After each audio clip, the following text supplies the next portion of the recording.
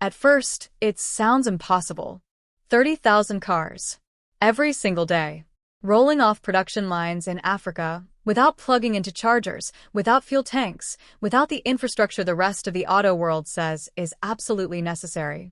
That's why, when the first numbers leaked, executives didn't panic. They laughed. Because the global auto industry has rules.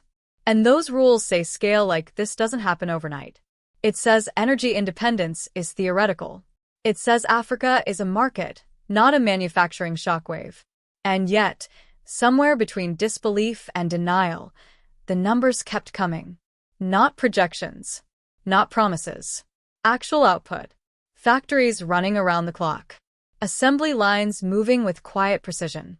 Vehicles completing final inspection and driving away under their own power without ever stopping at a charging station. This wasn't a prototype phase. This wasn't a pilot program. This was production at industrial scale. What makes this even more unsettling is how little noise preceded it. No massive marketing campaign. No flashy global launch. Just steady construction, steady hiring, steady output. While analysts were focused elsewhere, an entirely new automotive model was being locked into place. And the cars themselves? They don't look radical. That's the point. No exaggerated sci-fi shells. No obvious external power sources. They resemble ordinary vehicles, until you realize what's missing. No charging ports. No refueling schedule. No dependency on a grid that can fail, spike in price, or disappear entirely. Inside these vehicles is where the rules begin to blur. Energy recovery systems. Continuous generation cycles. Architectures designed not around storage, but around sustained operation. It's not about one magical component. It's about how everything works together, constantly feeding motion back into power. That's why traditional comparisons break down. This isn't Africa copying the EV playbook. It's Africa skipping a chapter entirely. And once you hit 30,000 units a day, theory becomes irrelevant. At that scale, supply chains shift. Commodity demand changes. Assumptions about oil, lithium, and grid expansion start to wobble. Because a car that doesn't need to stop for energy doesn't just save money, it changes behavior. It drives farther. It operates longer. It removes friction from everyday life. That's when governments start asking questions. Not publicly. Quietly. Because if this model spreads beyond borders, if even a fraction of this output reaches export markets, entire strategies built around energy dependence begin to crack. And the most uncomfortable part? No sanctions stop it. No ports block it. No charging networks control it. What's happening inside these facilities isn't just manufacturing, it's repetition. And repetition is how disruption becomes normal. Once a system can be reproduced reliably, at speed, and without external crutches, it stops being a curiosity and starts being a threat to old assumptions. That's why the real shock isn't the number 30,000. It's the consistency. Because consistency means training pipelines are in place. It means parts are arriving on time. It means quality control has stabilized. And most importantly, it means the process no longer depends on a single inventor, a single lab, or a single demonstration. It has become industrial muscle memory. Workers rotate through stations with calm efficiency. Robotics handle precision tasks. Software quietly tracks performance, energy balance, and system health, vehicle by vehicle. No crowds watching. No cameras allowed in sensitive zones. Just output. And that silence is strategic. Every major shift in the auto industry has followed the same pattern. First, dismissal. Then curiosity. Then urgent private meetings. Right now, we're in the space between the second and third stages. You can see it in subtle moves.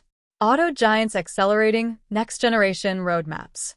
Energy companies quietly acquiring unfamiliar startups. Policy language shifting from certainty to caution. No one is saying Africa has changed the game, but everyone is acting as if it might have. Because if these vehicles perform as claimed over time, the implications stretch far beyond transportation.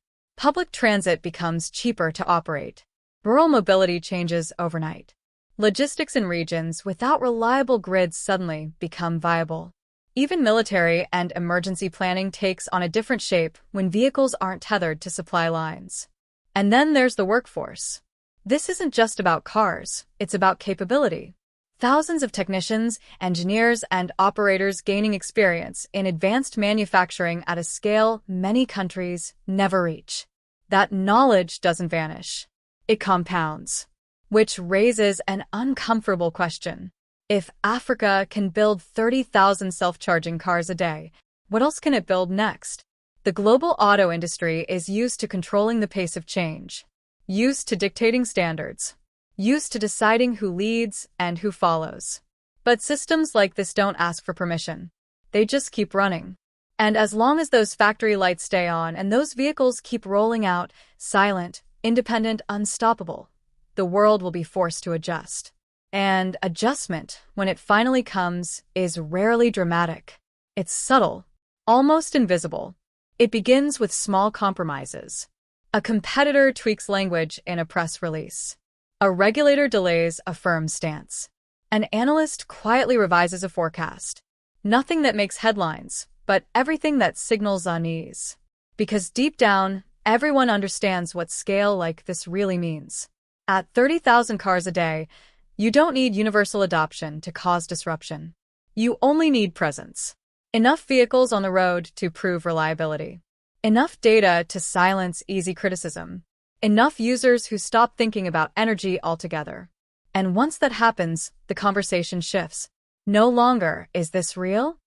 But how fast can this spread? That's when the pressure intensifies, not from the public, but from inside boardrooms. From governments calculating dependency risks. From industries built on the assumption that motion must always be paid for, scheduled, rationed. Because a vehicle that generates its own operational energy doesn't just remove a cost. It removes leverage. There are no peak-hour price spikes to exploit. No charging bottlenecks to monetize. No fuel corridors to control. Mobility becomes neutral. And neutrality is dangerous to systems built on control. Which is why the most interesting developments aren't happening on the factory floor, they're happening in response to it. New alliances forming quietly. Sudden interest in alternative architectures. Urgent research funding redirected toward ideas once considered fringe. Not to copy the system exactly, but to catch up to the principle behind it. Yet principles are harder to steal than parts. They require a shift in thinking. A willingness to abandon old optimization targets. A readiness to design for independence instead of efficiency within dependence. That's a hard pivot for industries with decades of momentum. Meanwhile, the factories don't slow down. They don't argue on panels. They don't trend on social media. They don't wait for validation. They simply keep producing. Vehicle after vehicle. Day after day. And somewhere along the way, the shock fades. Not because it wasn't real, but because it became normal. People stop asking how the cars work and start asking when the next batch is arriving. That's when you know a disruption has crossed the line. Not when it surprises the world. And acceptance, once it sets in, spreads faster than disbelief ever did. Drivers stop planning routes around charging stations. Fleet managers stop calculating downtime. Cities begin to notice something unusual in their traffic data. Vehicles moving more, stopping less, operating longer, without the familiar patterns of energy replenishment. The absence becomes the signal. Because when energy disappears from the equation, everything else speeds up. That's when secondary effects begin to surface. Maintenance schedules change. Insurance models adjust. Financing terms evolve. Entire spreadsheets that once revolved around fuel and charging costs are quietly deleted. Not replaced. Deleted. And the companies that adapt first don't do it publicly. They test in controlled zones. Pilot programs appear in unexpected places. A delivery fleet here. A municipal service there. Always small enough to avoid attention. Always large enough to gather proof. Proof is what turns quiet acceptance into momentum. As real-world data accumulates, resistance weakens. Not because critics are convinced, but because they run out of credible objections. The vehicles don't stall. The systems don't collapse. The predicted failures don't arrive. And every day the factories continue producing, the cost of being wrong about this technology rises. That's the part many underestimate.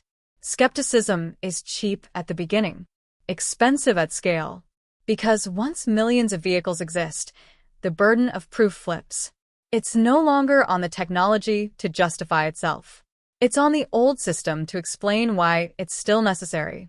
And that explanation gets harder by the day, especially in regions where infrastructure gaps once limited mobility. Suddenly, movement isn't tied to grids, pipelines, or imported resources. It's local, predictable, independent. That independence does something subtle but powerful. It changes expectations. People stop asking for solutions and start assuming them. Policymakers stop debating possibilities and start planning around realities. And industries that once dictated terms find themselves reacting instead of leading. All because production didn't stop. 30,000 vehicles a day isn't just output. It's pressure, applied evenly, relentlessly. And the future, when it arrives this way, doesn't feel like a breakthrough. It feels like inevitability. By now, the conversation has shifted again. Not from disbelief to acceptance, but from acceptance to recalibration. Old benchmarks are quietly retired. New metrics appear.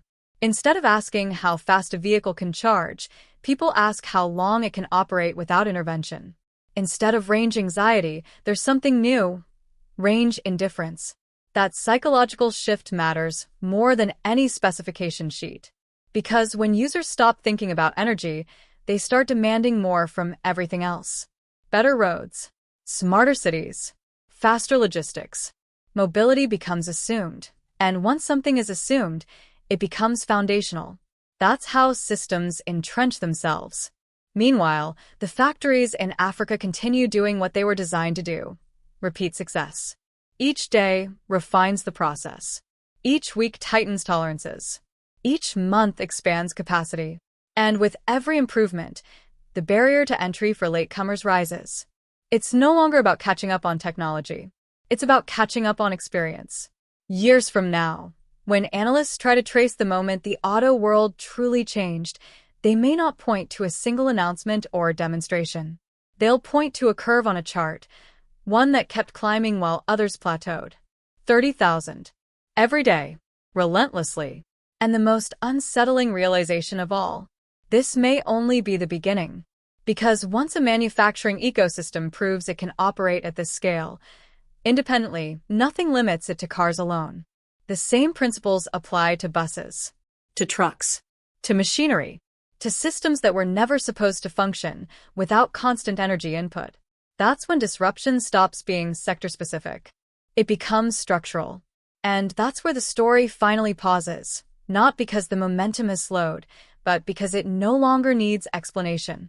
What began as disbelief turned into data. What looked like an outlier became a pattern. And what many dismissed as impossible settled into routine. 30,000 self-charging cars a day didn't shock the auto world because of the number alone. It shocked it because of what the number represents: independence at scale. A future where mobility is no longer negotiated through fuel prices, grid access, or geopolitical leverage. Africa didn't ask for permission. It didn't wait for consensus. It built. And once something like this is built and proven, it can't be unbuilt. The factories will keep running. The vehicles will keep moving. And the assumptions that once governed the auto industry will quietly fade into history. Because the real revolution wasn't loud.